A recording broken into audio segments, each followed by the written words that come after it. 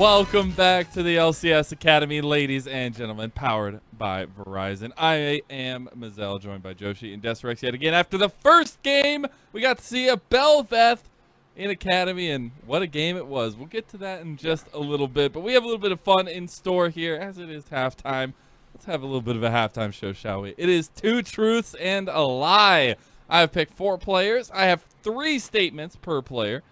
Now, 2 of those obviously going to be truths. 1 of those, no way, is going to be a lie. And you have to decide which one's going to be which.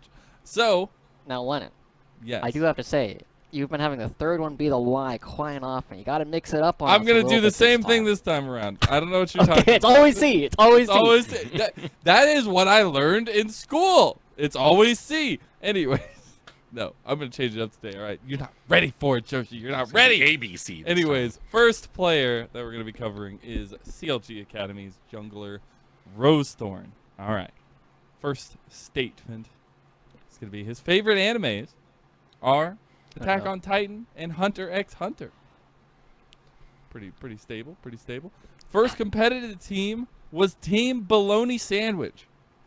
I remember the good days. Has 1 pentakill in competitive career in Cup, actually. Season 2 on Olaf versus Revival. Which one of those could be the lie? I have a inkling. I have a idea on which one it is. It's got to be the first one, right? Wait, no, I said it's C. It's always C. I already gave it away.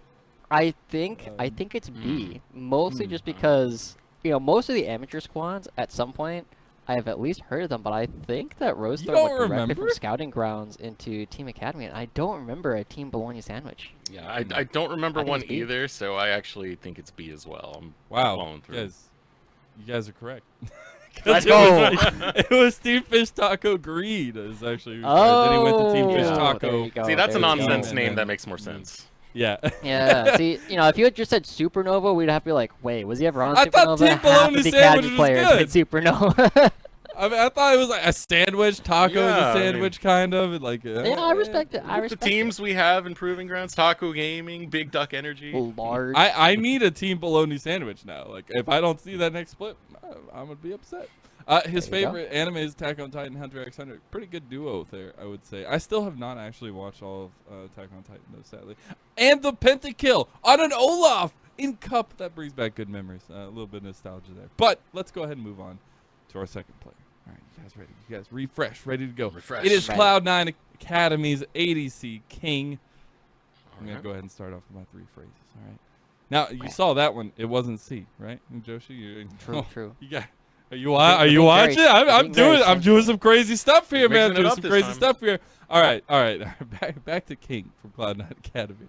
Played on 3 different teams while competing in OS.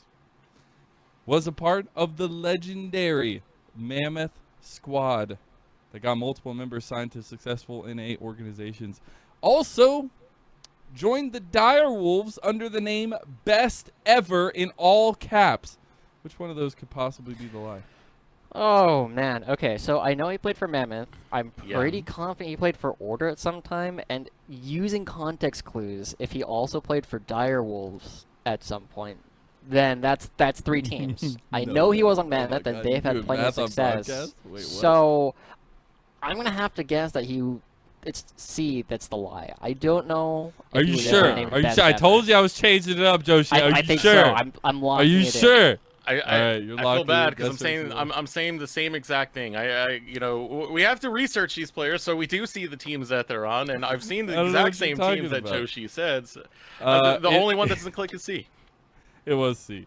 He actually joined as Best AD in all caps. So. Oh, okay. A little bit of a difference. Still pretty confident. Pretty See, I thought you were gonna. I mean, King is still confident. He was still on that team. He still had that name, but he was actually on 4 separate teams. Yeah! So like, oh, okay, yeah, I don't know any more than that. He was on 3 different teams. Okay. Also, we all know he was part of that Mammoth Squad. Mammoth Squad, pretty good. Mammoth Squad good for players. life, pretty good. Pretty good. Third player that we're going to be covering here, CLG Academy's Jenkins. It's going to be a fun one. Original Academy Lilia was the first one to pick it in Academy. Back in the day. It feels like forever ago. Spring off-season was spent in Korea boot camping and hit Challenger. Was pretty proud of that one. Is known for his Ornn top. It's a very staple pick in the NA developmental scene. Okay. Known for that one. So which one could possibly? Let's just go on to the next question. Let's see. You're talking to Joshi and Desirux right here, somenon who have followed Jenkins' entire career, basically, man. Oh my God! It is Kennen, who he actually still. I mean, we haven't updated this conversation with him in a little while, but last time we spoke to him, still thinks his skill has decreased on the champion since the minute changes to the kit. So. Still really interesting. Really happy for him. I love highlighting that he hit Challenger in Korea because it was a big deal for him. I think that's super good. Also, the Lilia fact, it literally feels like forever ago when we were getting just Lilia Graves every single game. So don't want to go back to that. Anyways, to the last player of the nice little 2 truths and a lie segment here. You guys have been doing good, all right? You got 100%. C9 Academy support Destiny as our last player has been playing competitively since 2013 on Team Erase in Oceania. So that feels like forever ago as well. Has competed in 2 different regions. 2 different regions. That's pretty. That feels like a trick. Okay. Yeah, that feels like a trick question. Has played both support and AD. 2016 with Avant-Garde. Which one could be? Okay, could be I think are we counting I know OS Destiny as is a classic. Okay. Right, like he's been playing for a long time. 2013 seems pretty plausible. How classic. Classic in esports now. Is that are we able to transition to that now? There's a classic era of esports. Because what was it? I think he said he was playing. He hadn't played with King for like 3 years, but they had also played for like 3 years together prior to that. So that's puts him at least like 2015, 2017. 2016 math. Anyway, hey, you were doing good on your math earlier. The way you said he's played in 2 competitive regions feels like a trick to me because I know he's played in North America. I know he's played in OS, but has he played somewhere else? Well, I mean, at the I same said time? 2. Is it 3? So, I don't know. I mean, if you just want to call me a liar. Eric, what are you thinking? I'm going with the 2013 win. Oh. 2013? Yeah. Okay, I think we're going to have to split I'm one actually versus... pretty stuffed. Are you conforming? On this okay. You're going to split it? I'm... What do you got? So, do you want me to reiterate? I'm going to go B. I'm going to go B. Based on the way you said it, I think he's probably played in a 3rd region that I'm not aware of. Change the way I said it because B is the correct answer. Let's go! It was 3 different regions. He was the first Australian/Oceanic player, resident rather, to play in EU. Played on Team Origin and Astrology. That's what it was. In yes. 2019 and 2020. Okay. So playing in the LEC. Man. Yeah, it was huge. He has been playing competitively since 2013 on Team Erase in Oceania. And he also, which I thought was actually kind of cool, the fact that he did switch to AD for a little bit on Avant-Garde in 2016 just because of the role swapping situation. So that was 2 truths and a lie. Good job. At least Yoshi got 100%. Desirux, keep working. Almost. Brutal. But appreciate you guys hanging on for a little bit. It was an incredible time to watch that first game, and I know you probably got so much you want to talk about here, Joshi, so I'm just going to give you the floor because we got our first Bel'Veth gameplay. Jeez. And Rosethorn looked a little iffy in the beginning, and then they smashed it home. Yeah, even though like the actual mechanical play of the Bel'Veth was not particularly impressive to me, the way that CLG played around this champion's win conditions was textbook. They did everything correct. They got the first Rift Herald, they got the second Rift Herald, they got the Baron, and then the game ended, right? The fact that they got the Dragons just allowed them more time to play towards the top side. And while CLG, there are some screws here and there that I'd like to see tightened in, you know that Cloud9 is not going to be letting this Bel'Veth through. It's very obvious to me that Cloud9 do not understand this champion to the way that CLG does. It made it so interesting considering, like, it's a playstyle where you have to play around this champion, so it's a very definitive win con that's coming out of CLG. But what just surprised me is when we got to the end of this, the win con showed very clear as day what they were looking to do. Just get that split push, get that scaling, get all those neutrals, and it works out. Yeah. And it was very simple, right? Like, the thing that set up all of this play towards the end was the fact that they saw Darshan, he was a little bit too far forward, and Rosethorn mixing it up a little bit in order to try and find the play onto the gangplank on the bottom side of the map in order to desync Cloud9, in order to get more vision control over the top side, and from that position, it's so much easier, even though your composition is shorter range, can't necessarily stand up to the poke. They didn't allow Cloud9 to ever play their game to actually try and set up the composition that Cloud9 drafted.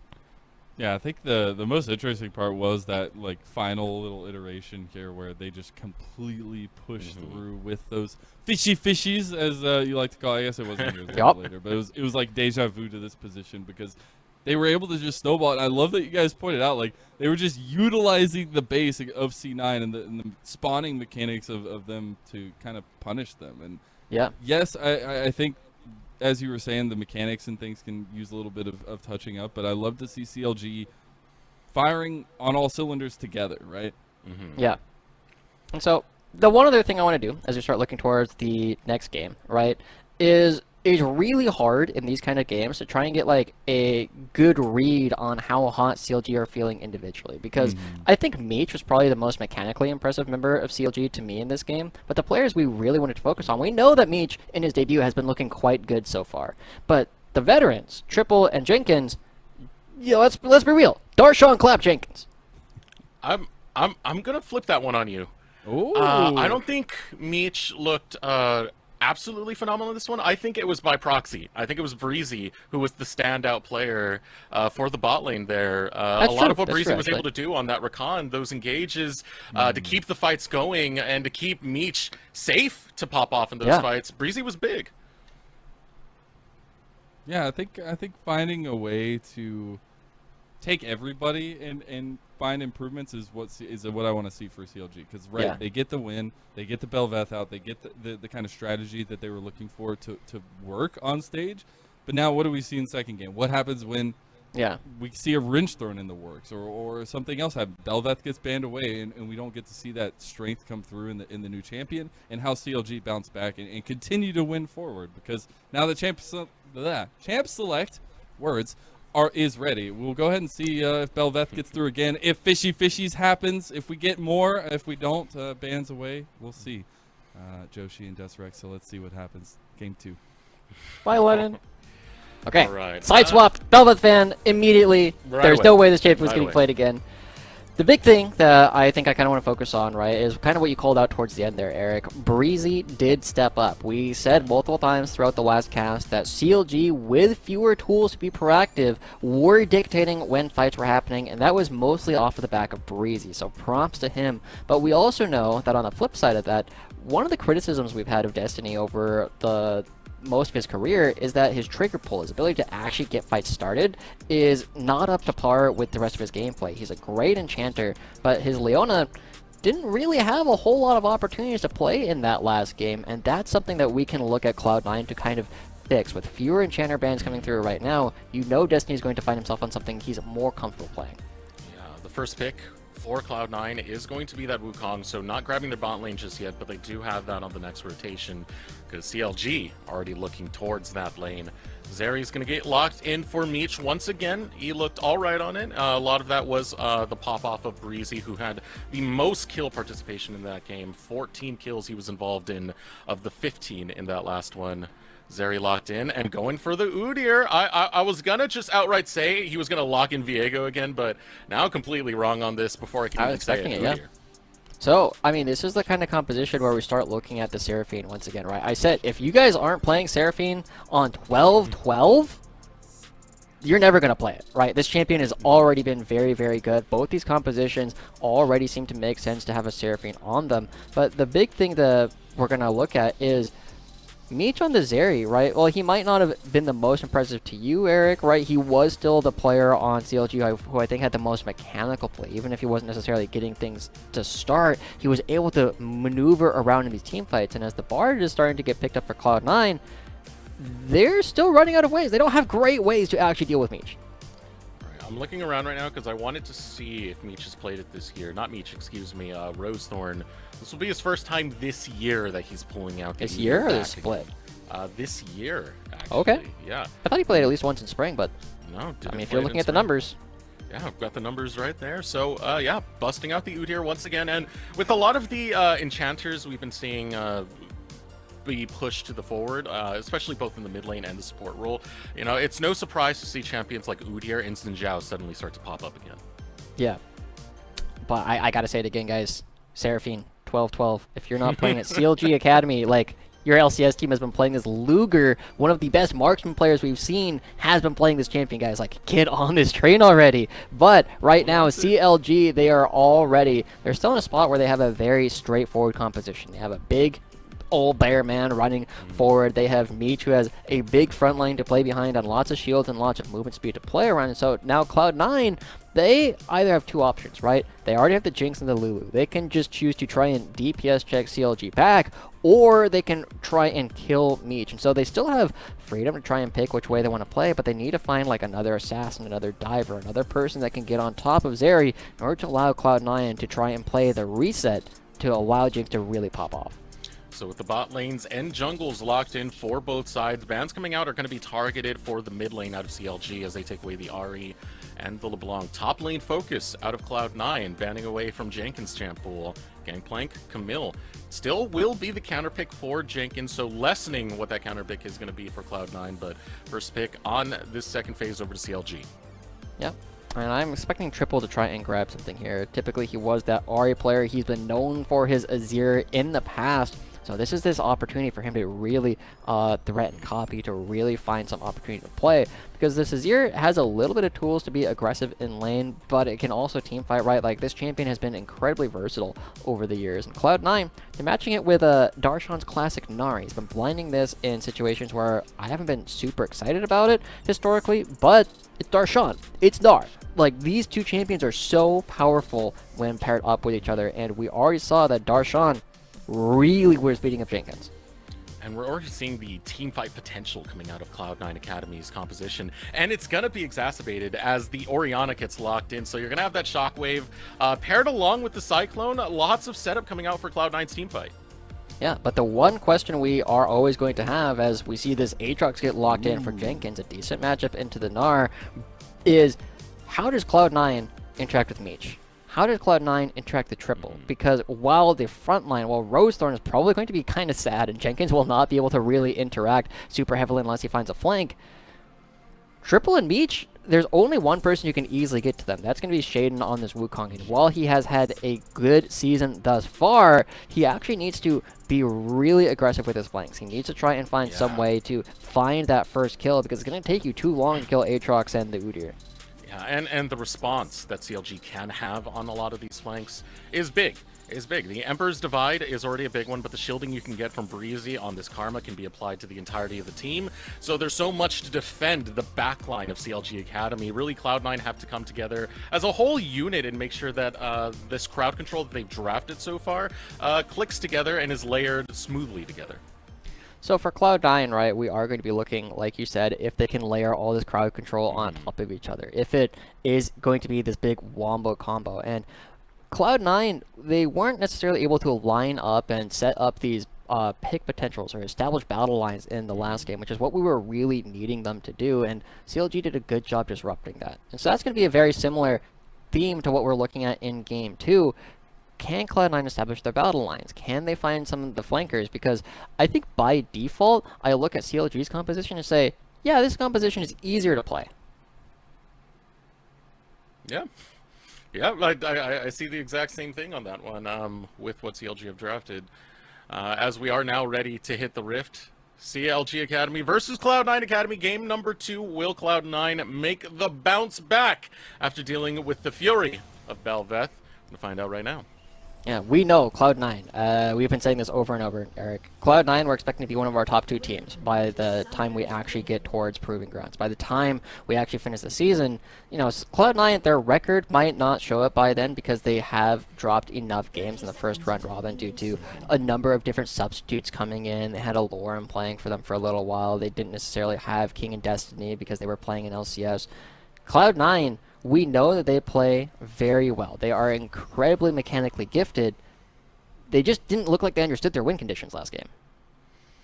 They tried to play to it, but CLG were much more faster on responding to at least the initial plays that came out from Cloud9 as just gonna bump into the jungle, monkey and a tiger. I love Rosethorn there. He's just like, wait, you can't do that. Whack! No! Go away! He's like, okay, well, I'm a jungler. I have jungler privilege. I go back into my jungle and I heal up all the damage you just dealt to me. But he does have the ward down, so. It's a fire tiger versus fire monkey. Well, I know there's a fire monkey in Pokemon.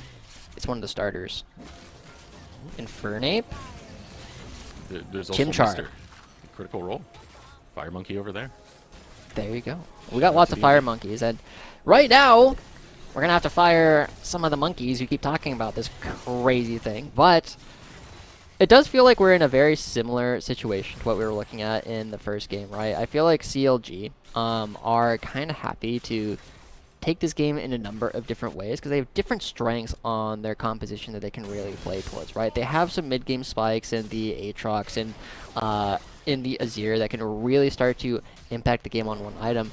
But they also have tools where they can kind of outrange and allow me to just scale into the game. So it's going to be determined mostly based on how I feel like Cloud9 wants to play the game and if they can exert their will to get these front-to-back wombo combo style of team fights. Even though I was hyping up Breezy through the last of that last fight, you know, your points are still valid when it comes to Meech because Thank you. When he's on a lot of these more aggressive picks, especially ones that pair well with enchanters, we've seen him pull it off with the Twitch a little bit earlier. It's hard to handle what Meech can do. Meech and Breezy are usually on the same page when it comes to having a killer instinct. Yeah. And that's going to be really crucial for the way that they're looking to play, right? One of the things that we talk about with Jinx quite a bit is the champion is only good in front to back if you can get that first kill. Yeah. And during the mid game, they don't necessarily have a ton of obvious burst in order to get that first kill, right? If Gnar and Wukong can hit the same target, if Copy layers the shockwave on top of it, you know, you're going to kill anybody squishy. But when you're in the mid game, Orianna doesn't do a whole lot of damage, right? Wukong is really coming alive, but it feels like you have a lot of different champions coming online at different moments that are all just kind of generically strong. Yeah. And, I mean, with that, it puts a lot of pressure onto this bot lane for Cloud9 to perform. King and Destiny have been able to rise to that occasion, especially in their debut week. You know, they were pulling off a lot of that Yuumi Tristana, and it was kind of disgusting what they were able to get with it. They can carry from that position, you know, when Cloud9 are wanting them to. Yeah. They can carry. They are one of our bottom lanes that likes moving around the map a lot more aggressively than almost anybody else, right? It's almost a meme to me at this point where Team Liquid will go for Rift Herald, but Yon won't show up. Right, King and Destiny though, they will go for the Rift Herald and then they will go kill your top laner immediately afterwards. Right, it's a stark difference. Looking for the root there was Breezy, but only a little bit of aggression between the supports as a fight will break out between our junglers. The whack, coming in with the claws, wants to bring the bear slants now. Here we go, another bear slap to go through. Whack, it's the Phoenix Dance. Whack, more whacks. Blood coming out for Rosethorn. They're just going to take Shaden down in his own jungle. Run him down. My God, Rosethorn. Man, a lot of our aggressive junglers, I feel like, have been having this problem where they're just like, yeah, I'm going to slow play this and see if you are actually committed to it. But Jenkins. Took away my Bel'Veth. I'm going to play something that's kind of like it, damn it. Oh my gosh, that's so much damage, Jenkins. Wow. Taking shots. And Darshan's still challenging this. I mean, the cooldown's not available for Jenkins, so Darshan does have that window. Yeah, but that's a lot of damage coming through, right? That is one of the big things that determine whether or not CLG or the Aatrox will win this matchup is whether or not you actually get those chains to go off. But the slap fight coming through, right? Shaden, like, he's struggling to get away, right? He gets over one wall, and the big thing is I think he needs to instantly flash towards his turret, right? He decides to try and stand and deliver, and then he's like, you do more damage than I thought you did. Me smiting the Gromp, the extra auto attack, while it gave me a little bit more HP with the smite, still ends up being enough to die. So Shaden just a little bit overestimating his damage, and not only is that giving first blood over to Rosethorn, but he's up 20 CS. He's up 5 camps because he took both the Wolves and the Gromp away. And Josh, I keep track of the very important statistics. That was 11 slaps required for 11 Rosethorn slaps to secure that kill. It was 11 slaps. I like the way you're thinking. It's about the number of times you slapped me after failing the newly duo, so we'll have to count that next time. But CLG with total control. CLG got caught trying to do this first dragon last time around, but Cloud9 don't have a lot of prio to play with, and with 3 members already here, CLG refused to make the same mistake. Playing toward the Drake, first Drake of the game, Ocean. 2k health remains and no response to come out of Shaden. It will belong to CLG. And this beautiful, beautiful man, Rosethorn, on this Udyr. Been enjoying this play so far, and some of the aggression he's been able to pull off with that chase down that he did on Shaden. You know, with the Wukong can be pretty decent when it comes to the duels, but usually you're not really going for high damage until you get your Divine Sunder. So bumping into poor Rosethorn right there. You're also not really going for duels when you are down 2 levels. Yeah. Poke ult's honestly my favorite part of Gnar, because it will be up. Well, this is the one ult that will not be up next time he goes Mega, but still getting enough pressure down. Darshan's doing a good job, right? This matchup is pretty skill-based. It's, I would argue, ever so slightly Gnar favored. But the fact that Jenkins is doing a lot better now, once again with the counterpick than he did in the Gwen vs Gangplank, is a big hope for CLGA. If Darshan isn't able to take over this top lane in the same way, then I feel like CLG's composition is much more natural to play. See, the next Mega Gnar form now coming as the resets are called by Cloud9. He doesn't have ult this time, but it's going to be around the same time the minion wave's crashing, so getting the reset now. King and Destiny going up there with Shaden. Yep. Okay, and Meech and Breezy aren't doing the Team Liquid thing. Instead, they're bringing everybody up to try and contest for this Rift Herald. We might get a full 5-on-5 for this objective. Moving up there. Jenkins already went with the engage. Destiny does not have the wild growth, so can use the ultimate onto Darshan. Doesn't need it, though. Just needs to bring the damage. Jenkins flashing away. Meech and Breezy going to respond to that top lane push, but Cloud9 quicker to the punch, already getting the recall out of Jenkins. He does have his teleport. They are going to contest this Rift Herald. Yeah. Jenkins can choose to come back, but it looks like Cloud9, they see that Meech and Breezy have already cycled up towards the top side, and Cloud9 are like, maybe not the best thing to do. They are sending Darshan down to the bottom side, but Destiny now with no summoner spells is the target. Backing off now, starting the Rift Herald is Rosethorn. Shaden is in that bot side, so this is going to be easy right now, and potentially looking for more could be CLG. Triple pathing towards that direction. The wave will be crashing, so we'll have that towards the tower if they do want to set up a dive. Rosethorn, we'll see where he paths immediately after, is going to be recalling. I feel like this is not the version of Cloud9 I'm used to seeing, right? Like, they're not dictating any plays on the map. And the only thing that we saw from Cloud9 in Game 1 was whenever CLG were doing an objective, typically the Rift Herald, but sometimes the Dragon, they would cross-map dive Jenkins.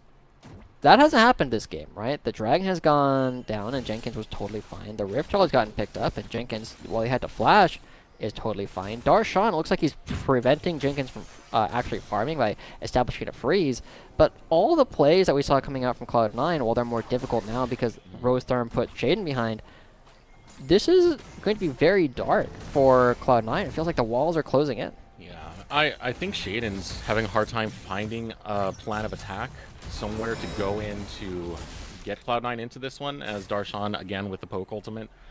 Yeah, it's a struggle right now. 0, 1, and 0 is Shaden falling behind in CS. Did get 1v1'd earlier by Rosethorn.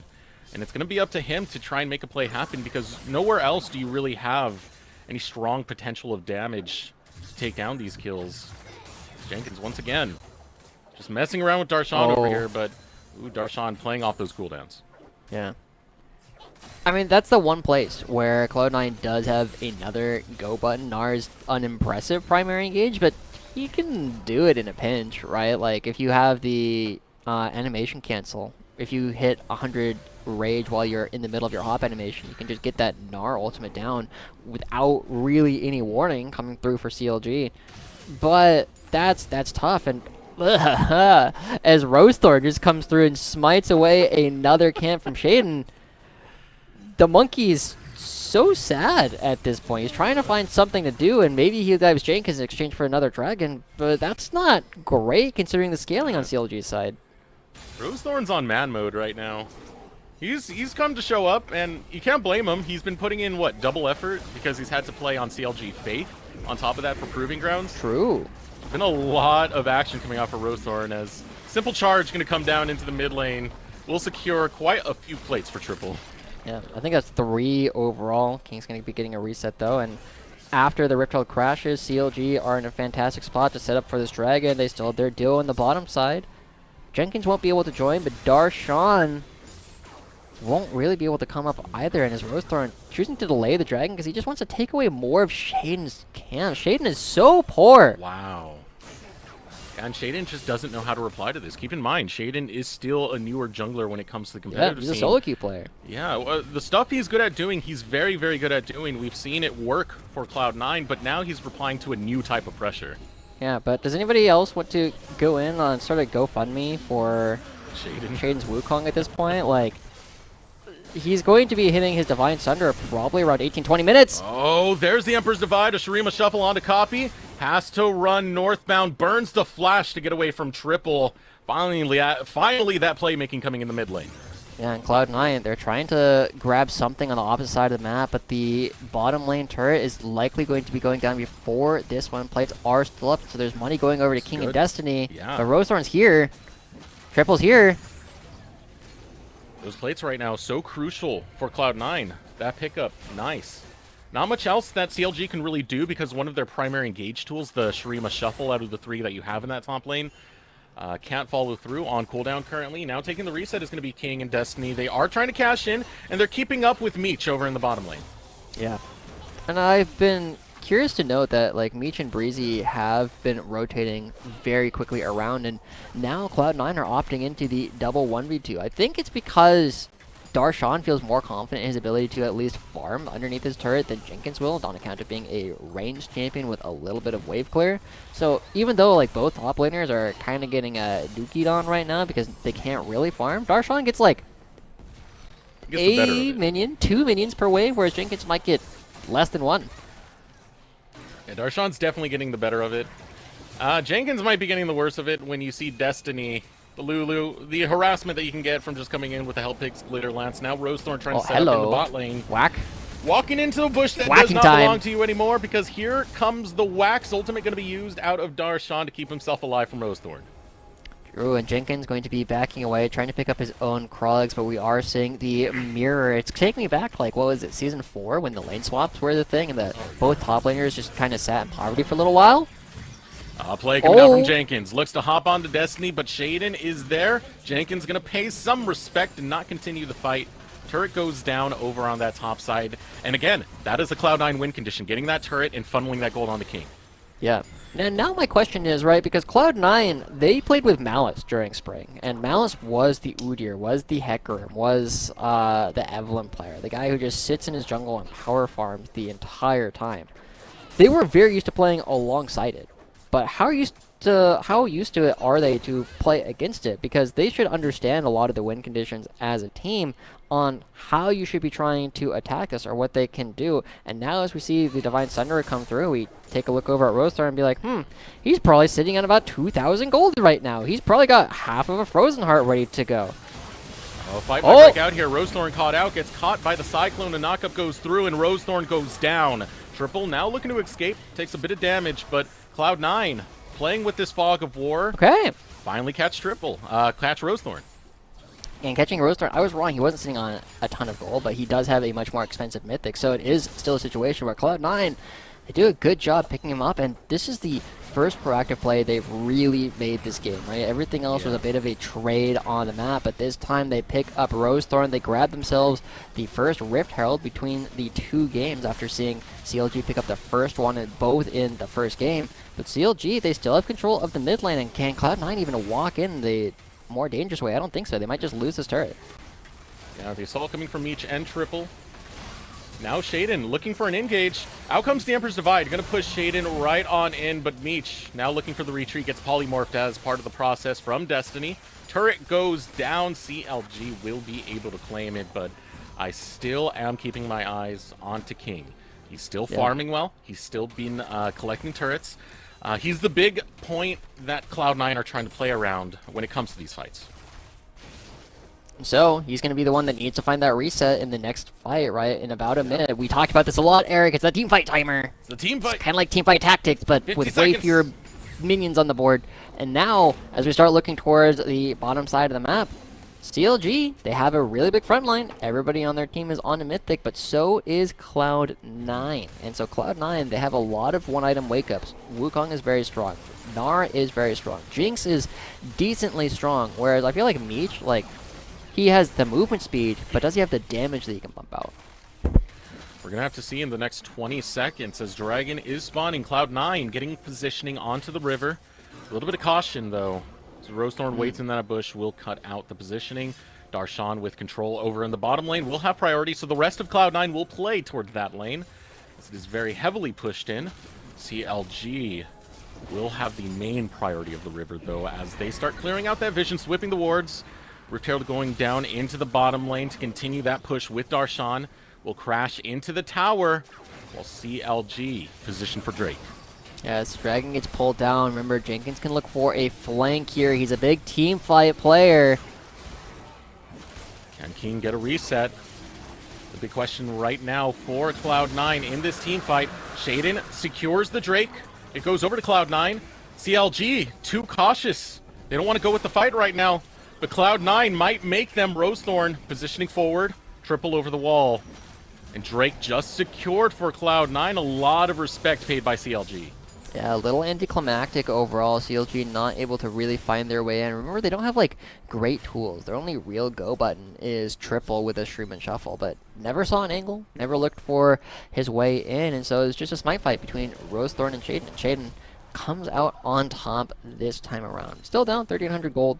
But it feels like we have a little bit more hope for Cloud9, because as we start getting more AP, and as Copy starts becoming more of a relevant threat in the game, just because his Shockwave does more damage, you know, Cloud9, they take that fight again in 5 minutes when Copy has a Shadow Flame or a Rabadon's or a Void Staff. Suddenly, Cloud9 can really take the fight again. And I want to point out that that was a near zero cost neutral objective take for Cloud9. You know, look at their cooldowns. Look at their summoner spells. Everything is still available. This is a really good position for Cloud9. Yeah, and Darshan is continuing to isolate Jenkins in the sideline. And as we said, Darshan was kind of the measuring stick. Like, how good of a laner are you? Are you going to get run over by this guy? And Jenkins, he's not getting run over, but he's definitely in an unpleasant position, right? This matchup doesn't necessarily get a whole lot better for the Aatrox, and it just kind of maintains a situation where the longer range and the increasing auto attack range of Darshan on this Gnar makes it very difficult for Jenkins to participate in the side lane. He's really going to be focused on trying to dunk on Darshan and Shaden in the team fights where he can get in the middle of a bunch of champions and press Gore Drinker. But for now, just shoved in so deeply by Darshan on this Gnar. The rest of CLG taking the recalls and now establishing priority over towards this top side of the map. Jenkins will be pushing into the bot side. So we have a little bit of a lull. Phantom Dancer now completed for King, so getting more of those items to keep him safe. Yeah. Meech as well. Both of them, right? We know how much power this can give over to CLG. We already know they have difficulties playing up against Meech on the Zeri. Meech mechanically proficient at Zeri. Just waiting for the right fight, right time. Has a lot of defenses. Triple and Breezy can keep him safe. Shielding and the Emperor's Divide. The team fight just waiting to come online for Cloud9, though, because getting onto King's going to be difficult on top of that. Destiny having this Lulu will provide a lot of protection for King. So to take down King is the priority for CLG, but Cloud9 will be watching out. Did you know last game was Meech's highest CS per minute so far this season? Really? Yeah, 11.6. Man. That's actually, like, really impressive. Right? For somebody that we weren't really paying attention to. Like, even now, he's at 230 at 20 minutes. He's at a similar pace, right? 11 CS per minute, close to it. This guy is doing a very good job, and I feel like this handshake of the bottom side of the map is actually really playing into CLG's favor, right? We know King and Destiny are good team fighters. We know they play well together. But Meech and Breezy, as relatively new players, just being able to go into the team fights and go into the parts of the game where they are strong in the team fighting that we knew Meech to bring to CLG in the first place, just kind of gets brought to bear without a whole lot of interference. I'm a little bit surprised that we actually got to this point with so little blood in the bottom lane. Yeah, no kidding. 1-1, and we're only 21 minutes into this. Feels very calm between both of these games, as between both of these teams, as they try and play towards their win conditions. As they try and play towards their marksmans. Let's be real, with Meech and King. Yep. All right, we've stalled for 4 minutes. Eric, are you ready? Teamfight timer's at 50 seconds. At 50 seconds. We've been waiting. 50 seconds. Now we look bottom side. Now CLG, they are here first. They're on 2 items on both of their primary damage carries, and as they take control of the vision around here, it makes it very difficult for Cloud9 to walk in. So Cloud9, typically what we see teams do in this spot is threaten the Baron, pull CLG away. I don't know if they could do that though. They just used the shockwave and they're only getting a flash from Jenkins. Now they can't fight for the Dragon, and they don't have a real threat on the Baron. They have no positioning in, they have no way in. The jungle's been warded, the river's been warded. Jenkins can teleport in, no problem. Teleport won't be an issue. Copied no longer has that shockwave. That's a big teamfight tool right there. So a lot given up to try and grab Jenkins, and this is going to be an easy Drake coming out for CLG.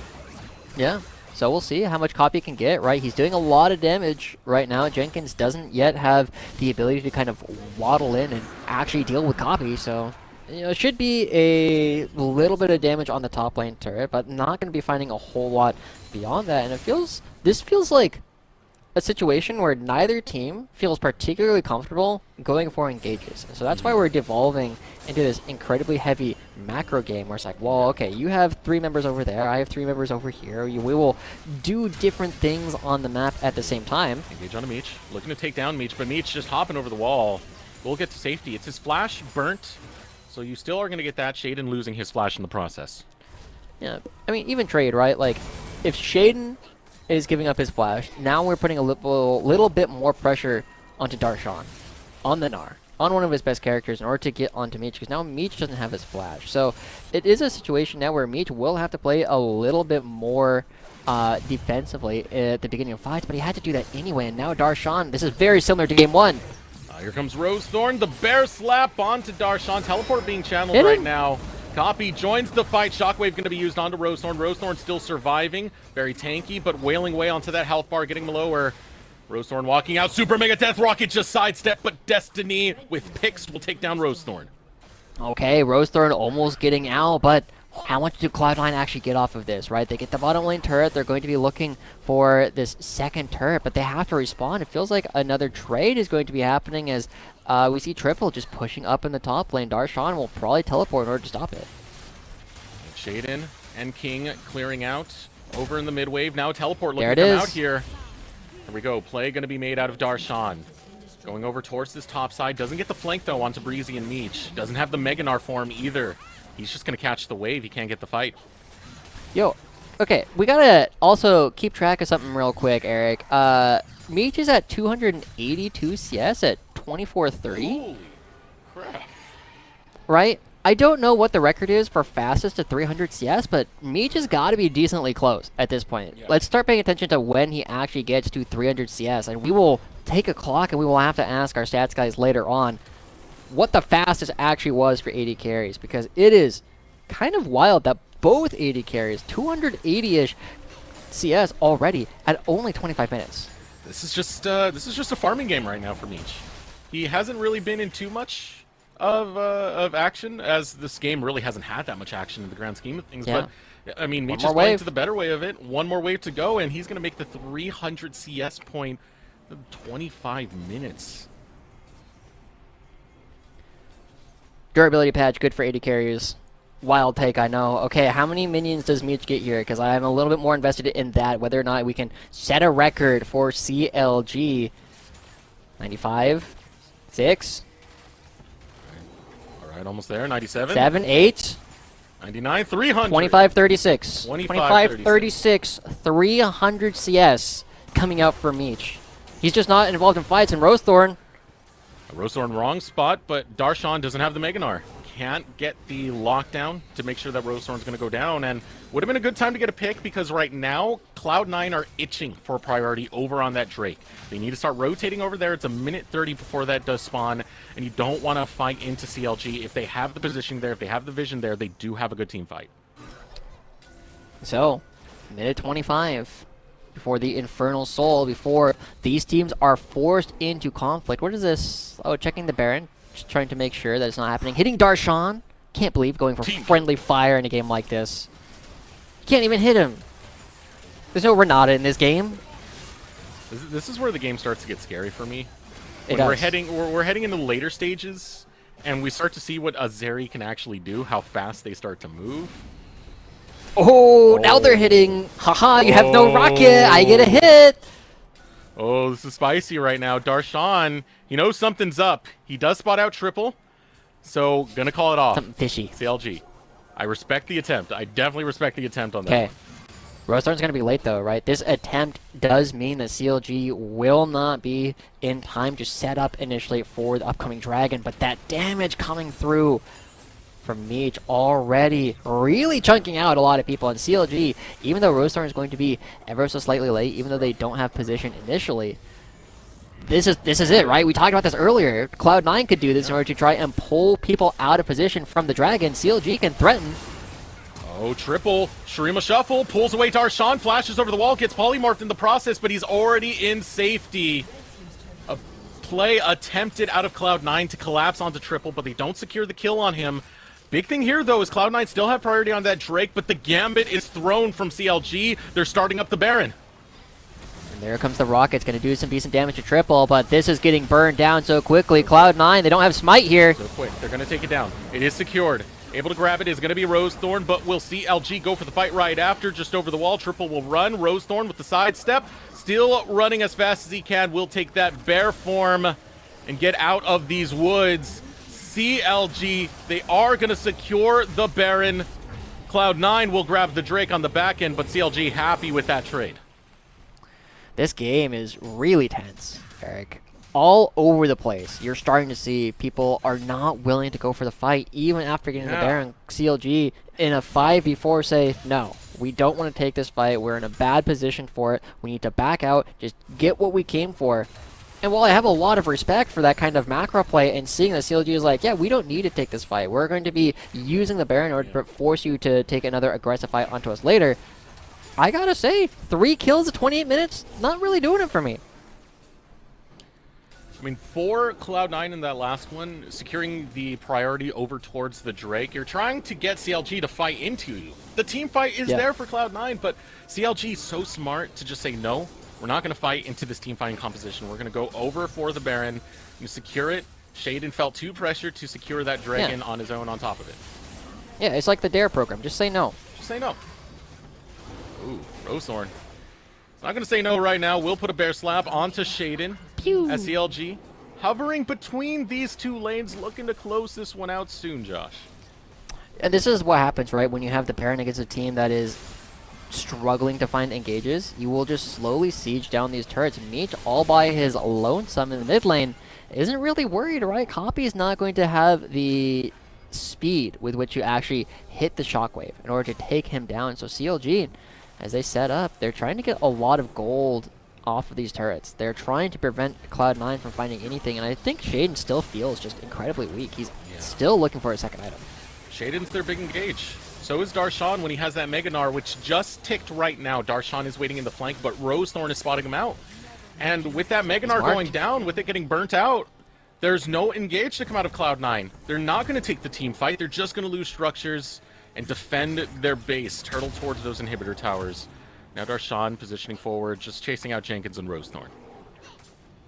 Okay, what's going to happen with this blue buff, though? Rosethorn will come around, probably? Yeah? Yeah? Up, Copy. That's so. Copy's over there, but there's no hard crowd control. He's just trying to be a nuisance. That's it.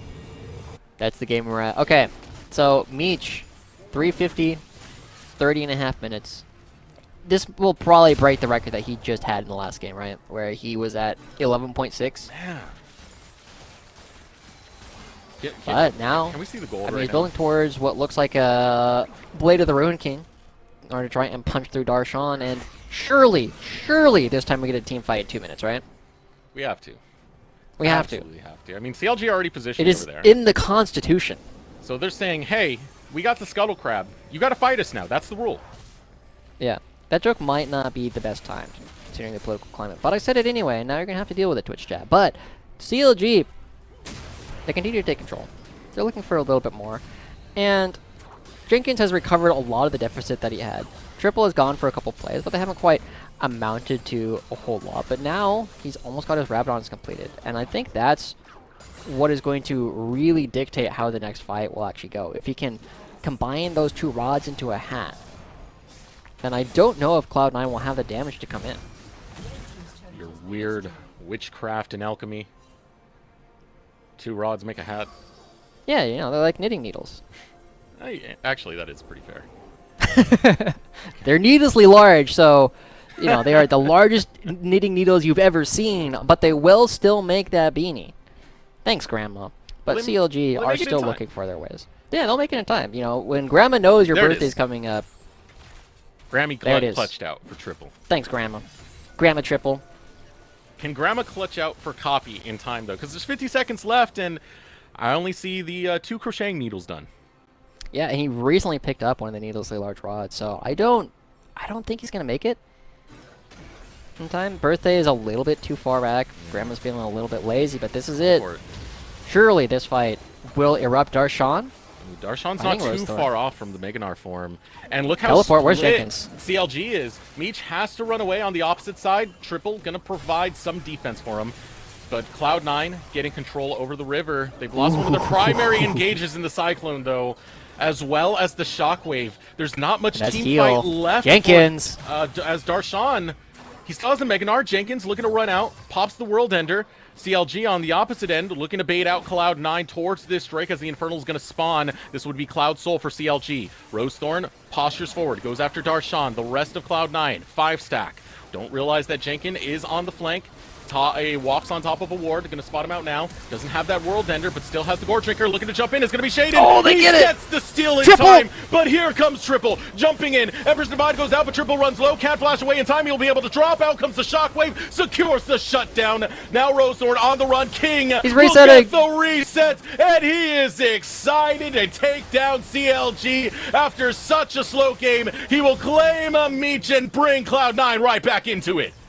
A great steal coming through from Cloud9. Fantastic coordination of their abilities. A triple kill going over to King. It took 33 minutes, but he finds 3 kills here. They're in control. They find another dragon, and they're going to go pick up the Baron.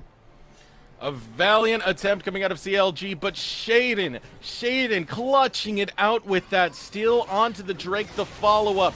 Being able to protect King. The reward now is going to be Baron. Money, gold, in the coffers of Cloud9. It feels so good after such a long stall.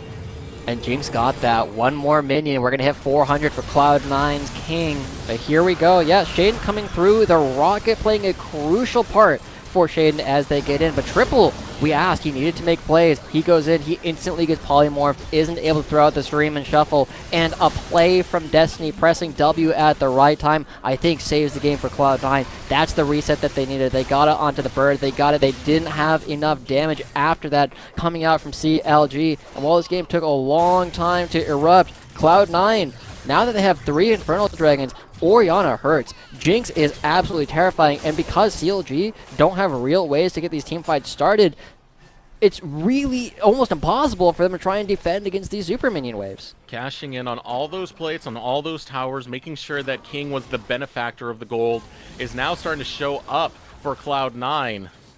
King so strong right now, doesn't have his flash available anymore as setting up for the sieges. You still have Darshan over on that top side, setting up the split push. The rest of Cloud9 into the mid lane, and it's CLG to respond right now. Triple already choked in that last fight. That was a rough one for him. He was trying to get the Shuriman Shuffle onto the back line. Instead, had to use it defensively. Hopefully we can get the step up for him in this next fight.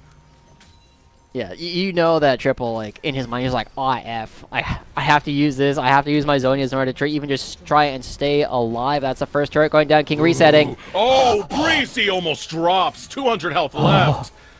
King so strong right now with those autos. Super Mega Death Rocket trying to read out where Breezy was going to walk to. Now the inhibitor turret down. Inhibitor exposed. Cloud9, 35 minutes into this, have cracked the base. Darshan also hitting the top lane turret, and there's no real way. It's only Triple who can get fights started for CLG. Triple really trying to hold that line right there, but Cloud9 got what they came for. Both inhibitors down, only one still in the bottom lane off of this Baron power play. Big success for Cloud9. Cloud9. I mean, as they move back on, they don't have much of a Baron anymore, but they already have 2 waves of pressure. That'll continue to stay up for quite a while, and that means that Cloud9, they can just play. They can pick up this Infernal Soul. Well, it's a weaker soul and it's a weaker dragon. When you have 4 of them, it kind of makes up. Shaden? Ooh. I think if Shaden was strong, he instantly hops that wall and was like, what are you doing here, Willis? Oh, teamfight timer, Joshi. Look at it. Minute Teamfight 30. timer. Look at the dragons. 3-3 each. We had a Dragon Soul on the board for either team, and both itching to grab it. But CLG, they are on a timer to actually pick it up, right? They can't just sit around because Darshan and the Super Minions will threaten to end the game. If they want to play for this, they have to play for it fast. How fastly can they do it? A minute left on the timer. Come on, Eric. How fast can they do it? Excuse me. There you go. English is not my thing. You know it's the math. You know it's the math. Ooh, this is rough right here. CLG are not really even playing towards that side. Just getting control over towards their top and mid, and for good reason. I mean, Super Minions walking into your base. Yeah. Minions getting pushed down to the bottom side. C9 doing a good job playing all 3 lanes as well as they can. It's stopped a little bit by Triple's turret. But almost everybody, or the solo laners, are starting to hit level 18, right? Meech is 17, King is 17, still waiting for an opportunity. King, with the extra range, threatening. He can just walk up, he can frontline. Ooh, Shurima Shuffle comes out, Shockwave pulls Triple right back in. Has to go golden, trying to get out from this, but Copy has his number. Now Sheeden hops right back in onto Breezy. Cloud9 with that claim. It's the mid laner down. They can have their way with the Rift. If they want to grab the Drake and secure that Dragon Soul, easy. If you want to bully around CLG some more and grab this inhibitor in the bot lane, also easy. Yeah, Copy gonna go pick up the dragon, probably reset, and then teleport back towards the rest of the team. But with Triple dead, there is no aggressive tools for CLG, and look how aggressively they're posturing. Oh, that's it. Zap comes out in the lockdown onto Meech, who gets slammed into the wall. Shaden will claim that kill. The dragon goes down as Copy secures it and teleports over into the top side. 2 down for CLG. Cloud9, a brilliant response coming out of them. Will take down Jenkins in the process, who goes golden to buy some time, but it is all done and dusted. King, scaling into the late game, shows up for Cloud9. A very slow game coming through from Cloud9, right? Neither team was really able to find their way in, but eventually Cloud9 is just one polymorph from Destiny. You put a stop to Triple's ability to make plays, and King resetting off of that. Games of League of Legends hinge on small things, and this time it's the Oceanic bot lane for Cloud9 that comes up big. Yeah, it was a very slow game, but it was a very deliberate game out of Cloud9 in terms of allocating their resources, making sure that King was the benefactor of all that gold. And in the late game, you can count on King, man, because he showed up for those team fights, positioning, spacing. He had it all to make sure that was going to be cleaned up easily for Cloud9. Yeah. Looks like 2 very strong macro games coming out from both sides. Cloud9 will have to go back to the drawing board on Bel'Veth, but that's it. 1-1 for us today. Yeah, 1-1 even. We are done with that series between Cloud9 and CLG Academy, but we are not done with the players of Cloud9 because Mazel will have an interview with one of our winners. We will be right back, and we'll catch up with Mazel right after.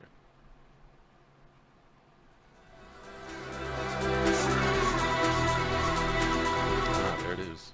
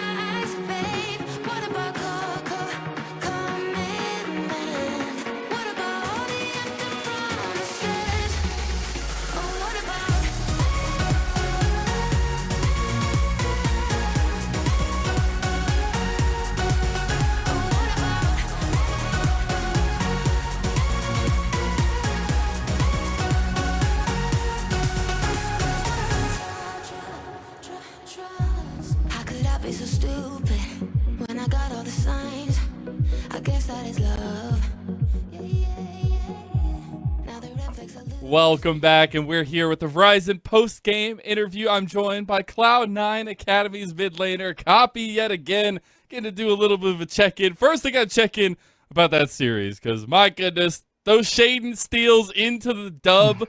What was communication like in that game, and especially coming back after game 1 in the series? It was definitely crazy that Shaden stole that dragon. I think that was pretty insane. That just shows his mechanics, and it's hard to like be calm in a situation like that, especially at 4th dragon where they could get soul. I think both teams could get soul.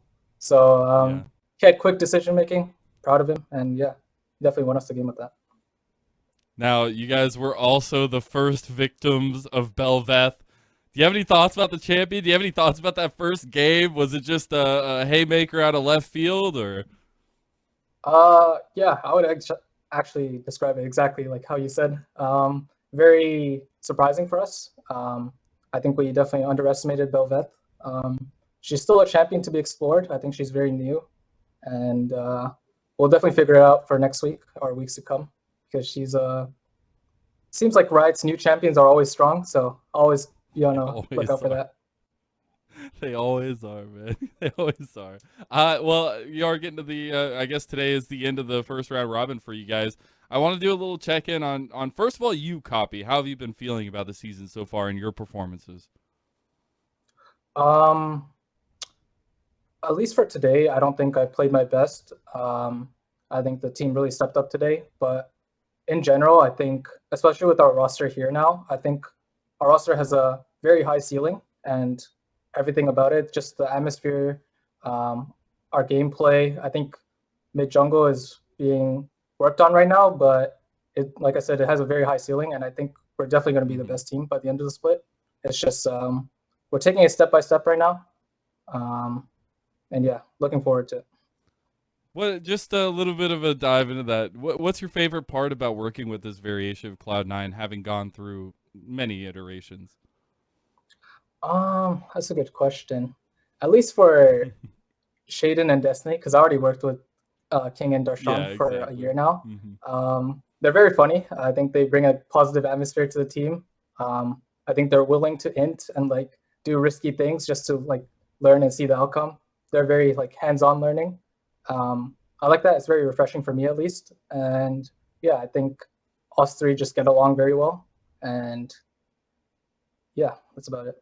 Love to see it, man. I love to hear it. Get a little bit of that bonding going there. Well, speaking a little bit more about the round robin, you have made it through your first competition with every single team in the academy, sphere. Do you have anybody that stood out to you? Do you have anybody that any teams or any players that you really are looking forward to going up against in the second round robin? I feel like it's been the same 2 teams, at least in my head for now. The 2 or 3 academy splits. It's just TLA. I think us and TLA are always going to be the top 2, and especially I think Harry has been performing like very consistently these past few games, and it's always going to be a fun matchup when I'm against him. But yeah, only TLA, I'd say. I like it. I can't wait to watch that one for sure. I want to give you one last little moment. Get any shout outs? Anybody you want to talk about before I let you go? Shout out to the boys today. I think they carried me. I wasn't playing my best. Shout out to the C9 fans. Well, I know our results haven't been the best, at least in academy, for the past few splits, but I promise that we're going to make it to the finals of PG and this time actually win it. And I'm very confident in saying that. Hey, preach, brother, preach. I'm so happy to get to talk to you a little bit again, Copy. All the love, and congratulations on getting a dub to finish out the first round robin. Come back ready for more tomorrow. Thank you. All right.